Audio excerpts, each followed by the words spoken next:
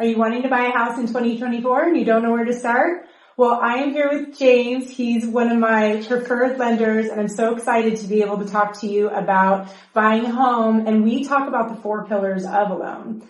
And so today we're going to talk about those. So stay tuned till the end because we want to be able to offer you something that no one else is going to be offering you that will really help you make that dream come true when you want to buy a home this year and really get you started. Whether you're a year away, 3 years away, or 6 months away, you'll be really surprised after this interview how easy it actually is to buy a home.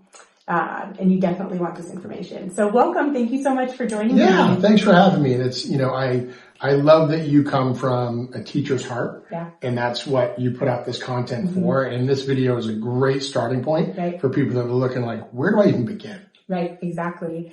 And a lot of times we do a home buying strategy consultation with our clients. Yeah. And we talk about the beginning of, what it looks like to buy a home. And part of that consultation, we talk about the 4 pillars of a loan, right? Which is your credit, your debt to income ratio, your loan to value, as well as the assets that you're going to be bringing in, and what that looks like. So let's talk about, say someone's a first-time home buyer. They maybe have good credit or don't have good credit, but they're just not really sure if they're ready to buy a home. What would be your first advice or the first thing that you would advise them to do to get started? Yeah, I think first things first is, you want to have an idea of what your FICO score is. That's your credit score.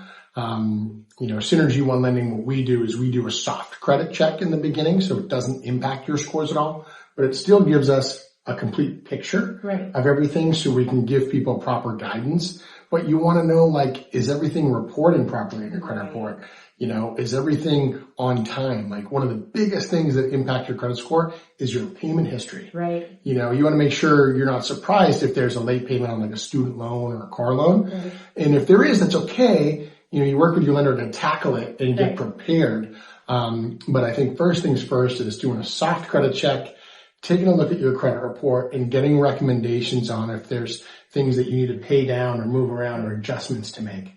But that is definitely number one. Right. And also as a buyer, giving yourself grace to know that we're here to help you and making sure that you're in a good spot. And if you don't feel like your credit is where it needs to be, we are the people that you want to come to first so that we can help you, figure out the plan to be able to get that score up if possible. Yeah. And I talk to people every week that their scores aren't there yet. Okay. And they're like, James, how do I put together a plan? Right. And I say, hey, let's hop on a Zoom call. Let's do a soft credit check. Right. I'll walk through each line item on your credit report, give you some guidance on it. And then here you go. Here's your homework assignment. Might take a couple weeks, might take a couple months, but there's a plan in place. So you're not just going at this blind. Or the other thing I see people do is they wait and then they walk into an open house. They're like, I want to buy this, but they haven't done the credit. They haven't done all the steps. Right. And it's interesting. I don't think people understand that the credit bureaus is an algorithm. And so there's actually different ways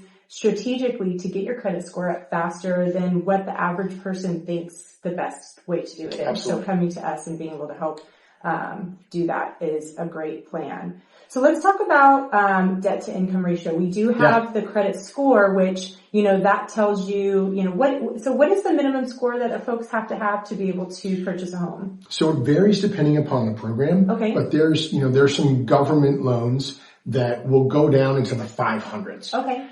Typically, as a rule of thumb, we want to see people starting with a 640 middle score, which is, slightly below average. Right. But we do have outlets in the 500s. Okay. But that credit score is really a representation of someone's credit worthiness to lend. And then you started to talk about debt to income ratio, which is, that's number 2 and really important. And it's important to understand that the credit score and the debt to income ratio, what you actually have as debt on your credit, are 2 different things that a lender is looking at, right? And so you have your score and that kind of gets you in that, okay, do I qualify to kind of get started in this? And then your debt to income ratio really kind of determines how much you qualify for, right? In that sense, but also, that debt to the value that you're looking for. So let's talk about debt to income ratio. I think that a lot of our clients don't understand that the credit score is different than the debt to income ratio. And so when you are, as a buyer, having a conversation with a lender, DTI is what they are referring to when they say debt to income ratio. So James, can you explain what debt to income ratio is so that our buyers can be more savvy on purchasing a home? Absolutely. So we've talked about the creditworthiness. Debt to income ratio is really the main ratio that lenders start with to determine what amount you qualify for. Right. And it's exactly as it sounds. So it's debt to income. Income meaning, what's your paycheck? What is your gross pay on your paycheck? If you're self-employed, what does it look like bottom line after all of your write-offs? We can also give you add backs for certain deductions, depending upon how your company's structured if you're self-employed. But really it's the income side of the equation. And then the debts are, what are the minimum payments that are going to show up on a credit report? Right. i.e., if you carry credit card balances, what are the minimums on those? Car payment minimums, student loan payments. Now, student loans are an interesting one, and you might be in deferment. Okay. So then there's a calculation we use to come up with a payment for that. Or you might be back in repayment, and you might be in an income-based repayment. So looking at what are the minimum payments on someone's credit report to start, and then we're going to include the new mortgage, right? You're applying for a mortgage. So we want to know, what is the monthly mortgage payment? And then also, what are the monthly property taxes associated with that property? And then what's your monthly insurance, right? And the insurance is really going to be determined by what type of property you're buying. Are you buying a condo, a townhome, or a house, or units in a multifamily? And, most likely if you're watching this, it's going to be for you to live in, or is it a rental property, right? So type of property will impact insurance. And then last couple are, is there a homeowners association? Is there an HOA fee associated with that property? Typically that's condos and townhomes, but sometimes PUDs or certain neighborhoods can have that. And then one a little less common that you typically see in newer built neighborhoods is something called Melrose, which is like a temporary bond to support that neighborhood. But we want to know, most importantly, is what's the monthly payment for that property? So again, it's mortgage, tax, insurance. Is there mortgage insurance associated with that property and loan? Is there HOA due? Is there Melrose? And then add that in with your minimum payments on your credit report and compare it to the income. And that's going to give us a ratio. And that ratio is what we're talking about, debt to income, DTI. And as a rule of thumb, you don't want to exceed 50%. Now, there are some programs that will go over 50%, some of the government loans, and then there are some that are actually lower than that have a hard stop at 43, some are even in the 30s. But as a rule of thumb, it's about 50%. But knowing your debt to income ratio is very important second step. So for instance, to give our listeners an example, if somebody's making $5,000 a month, 50% DTI is $2,500. Correct. Right? Just to kind of make it, I think sometimes you have to bring your brain around those things, and then you're subtracting a lot of those things. The minimums on the credit report, those other things. Stuff to be able to get to that payment that you actually qualify for, which is great. Yep. So we have now credit, we have our DTI, our debt to income ratio, and then we have our LTV. Yes. And I like to talk about the different types of loan products when we talk about LTV. Okay. So could you explain to our listeners what LTV is, or loan to value? Yep. So LTV is loan to value, meaning what is the value or price of the property that you're buying versus the loan you're getting. Now, you mentioned the different products. So one of the first one that jumps out that is 100% loan to value or LTV are VA loans. So if you're watching this and you're active duty, or you are retired, or you're reservist, but you're eligible for a VA loan, those are 0 down, 100% financing. And we will be doing an interview on VA loans, so check that one out as well. That's true. Another one similar to that's also a government loan, but it is backed by HUD, is what's called an FHA loan, Federal Housing Authority. And that goes to 96.5%. So that's not just for a first-time home buyer, right? Because a lot of people think FHA first-time home buyer. I don't know why they think that, but you're right, and a lot of people do, but that's not the case. Okay. You basically can't have owned a home or a mortgage for 3 years, and you have to live in it, right? So it's not going to be for a rental, but 96.5%. Then there are conventional loans, and those are loans that typically conform to Fannie Mae and Freddie Mac's guidelines. Okay. And now, depending upon, the county you're in and what the area is, there are 97% loan to value loans on those. And then the next tier below that's 95. Okay. Right? And you kind of keep going down the line, then you want to start thinking in increments of 5, 95, 90, 85, 80. But loan to value really represents to the lender how much money are you putting down and what type of program is going to be a match for you and your comfort level for those out-of-pocket funds. Right. Which brings us to the next and final tier of our 4 pillars of a loan is assets. Right? Assets, yes. And that's basically what we're using for our down payment, right? And so what are the different assets that someone could use to be able to put down for their down payment on their home? Great question. And this is really can come from a number of different sources. First things first are obviously your checking and savings account, because those are liquid funds that you have access to pretty much 24/7, right? After that, do you have any money in a brokerage account? Like you've got money invested in the stock market or mutual funds or index funds, things like that. Those are still liquid, but might take, a day or two to become liquid. And then I would say after that, you start looking at retirement funds. Now, a lot of people might have a 401k that they get from their company.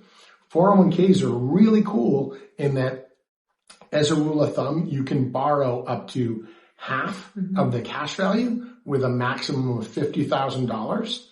And the nice thing is you pay yourself back. Right. So it's not like you're paying interest to a third party. So there's not really a cost to you associated with that, which is really nice. And you also pick how many months do you want to pay that money back. Some of them can be 12, 24, 36, so on and so forth. And typically what happens is that gets deducted from each paycheck you have. So the 401k is one we see a lot of, right? Gift, a lot of times we see first-time home buyers getting gift funds from family, from mom and dad, from an uncle, from a cousin. That's a great way to do it. We don't necessarily have a cap on that. You'd want to, consult your tax professional to see how you use those funds and how they're worked around. But really with gift funds, we'll get a gift letter. You and said gifter are going to sign that. And that's really the extent of it. So there's a lot of different places where you can pull monies from for your assets, for your cash to close.